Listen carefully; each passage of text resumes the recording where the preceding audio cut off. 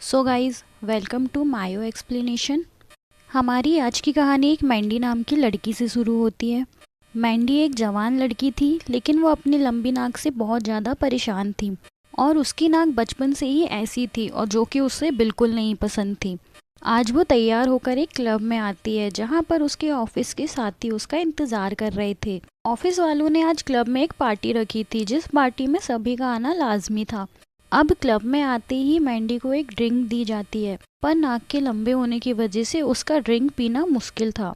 इसी वजह से वो अपने लिए एक छोटे ग्लास में ड्रिंक लाने कहती है ताकि वो आराम से उसे पी सके।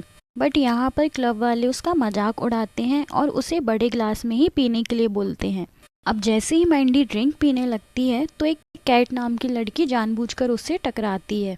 अब यहाँ पर कैट मैंडी की बॉस थी और वो यहाँ पर अक्सर ही मैंडी का मजाक उड़ाया करती थी। मैंडी उसके मजाक को कभी कभी तो नज़रअंदाज कर देती थी, बट वो कभी कभी बहुत ज़्यादा सैड भी हो जाया करती थी। अगले दिन सुबह मैंडी अपनी बड़ी बहन के घर आ गई थी और उसकी बड़ी बहन का नाम जिमी था।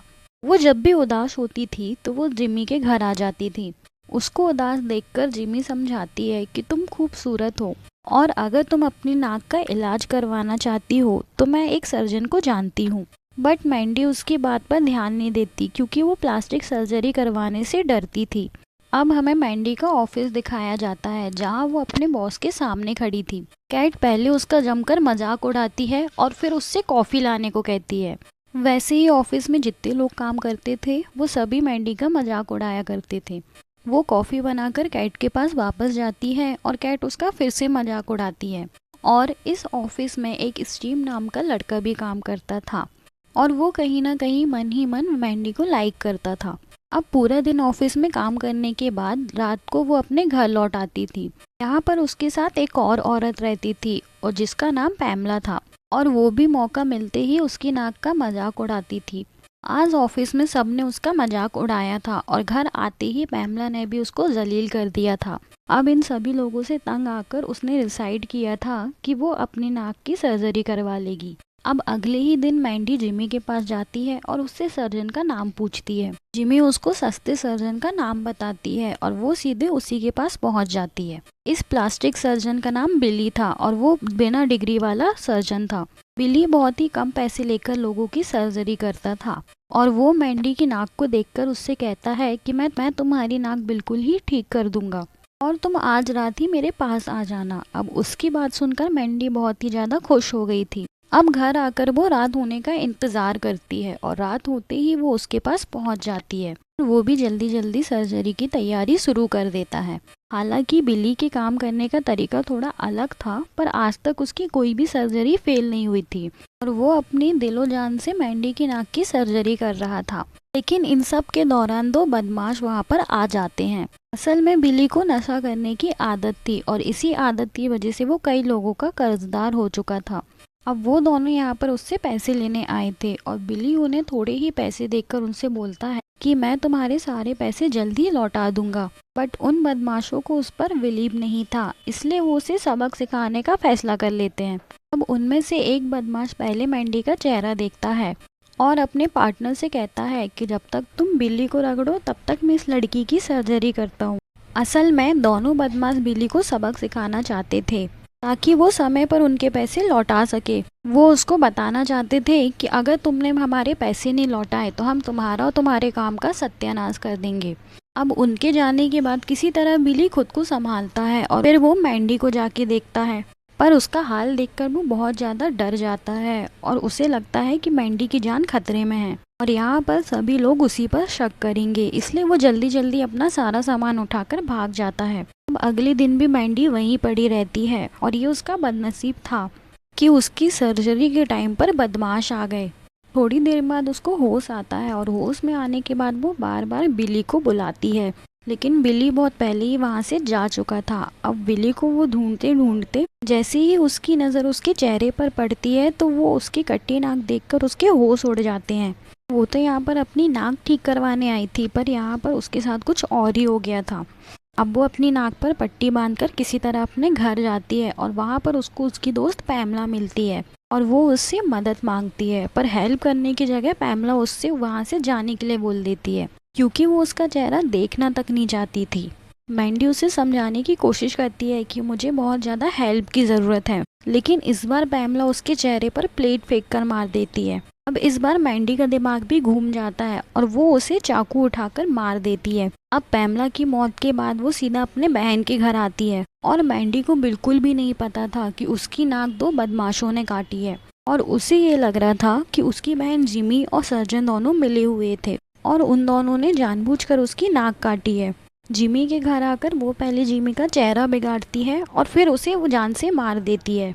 अब पैमला और जिमी की मौत के बाद मैंडी के पास ऐसी कोई जगह नहीं बची थी जहां वो अपनी रात गुजार सके और पुलिस कभी भी उसके घर पर पहुंच सकती थी, इसलिए वो पूरी रात एक पार्क में बिताती है। अब अगले दिन जैसे ही वो उठती है तो उसे अपने आसपास बहुत से लोग दिखाई देते हैं। अब मैंडी इस समय किसी नई जगह पर थी और वो लोगों से पूछती है कि तुम लोग कौन हो, और वो लोग मैंडी को बताते हैं कि हम छोटे मोटे क्रिमिनल हैं और हम ही तुम्हें यहाँ पर लेकर आए हैं। दरअसल मैंडी की ये हालत देखकर उन क्रिमिनल्स को उस पर दया आ गई थी, इसीलिए वो उसे अपने अड्डे पर लेकर आए थे ताकि वो लोग उसकी मदद कर सकें। वो लोग उसे एक मास्क पहनने को देते हैं और उससे पूछते हैं कि हम तुम्हारी क्या मदद कर सकते हैं। इस पर मैंडी कुछ नहीं बोलती और मास्क पहनकर चुपचाप वहाँ से चली जाती है। अब कुछ दिनों बाद मैंडी अपने ऑफिस में आती है और उसके सामने जो भी आता था वो उसे बेरहमी से मार देती थी। दरअसल नाक कटने के बाद उसका पूरा दिमाग हिल चुका था और वो पूरी तरह से पागल हो चुकी थी। वो उन सभी लोगों को अपना दुश्मन समझ रही थी जो कभी उसकी नाक का मजाक उड़ाया करते थे।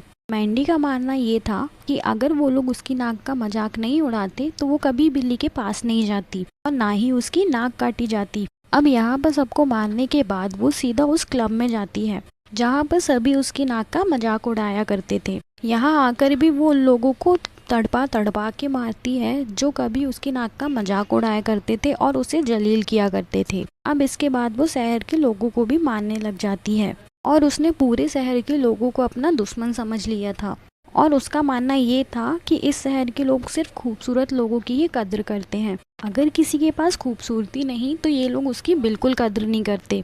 और तो और वो खूबसूरत लड़कियों को इतना वो कर देती थी कि वो लोग खुद ही अपनी जान ले लेती थी। अब मैंडी को लोगों को अलग अलग तरीके से मारने का नशा सा हो गया था। लोगों को मरते देखकर, उनको तड़पते देखकर और चीखते चिल्लाते देखकर उसको बहुत ज़्यादा मज़ा आने लगा था। अब एक दिन मैंडी की बॉस अपनी 2 फ्रेंड्स के साथ जंगल में वीकेंड मना रही थी, पर मैंडी यहाँ पर भी आकर अपना खेल शुरू कर देती और देखते ही देखते कैट की एक सहेली को मार देती है। मैंडी का ये रूप देखकर बाकी की वो दोनों लड़कियां डर जाती हैं और खुद को बचाने के लिए भागने लगती हैं। लेकिन अब मैंडी से बच पाना कोई आम बात नहीं थी और फिर कैट की एक फ्रेंड उसके हाथ लग जाती है। वो पहले उसका पैर काटती है और फिर वही पैर उससे खाने के लिए कहती है, मगर जब लड़की उसकी बात नहीं मानती तो वो उसका गला काट कर उसे मार देती है। अब थोड़ी ही देर में मैंडी के हाथ में कैट भी लग गई थी और मैंडी अपनी बॉस को एक शानदार मौत देना चाहती थी, इसलिए फिर वो उसके पेट को चीरकर उसकी पूरी अतरियां बाहर निकाल लेती है। आज कैट को मारकर मैंडी बहुत खुश थी क्योंकि वही सबसे ज्यादा उसका मजाक उड़ाया करती थी और उसे जलील किया करती थी। अब कैट की मौत के बाद मैंडी एक और सर्जन के पास जाती ताकि वो सर्जन उसकी मदद कर सके और 3 महीनों बाद मैंडी की नाक अब बहुत ठीक हो चुकी थी और वो अपनी नाक देखकर बहुत खुश थी। और कहानी के आखिरी में मैंडी स्टीव के साथ रहने का फैसला करती है क्योंकि स्टीव उसे पहले से लाइक करता था। और गाइस, इसी के साथ हमारी आज की स्टोरी एंड होती है।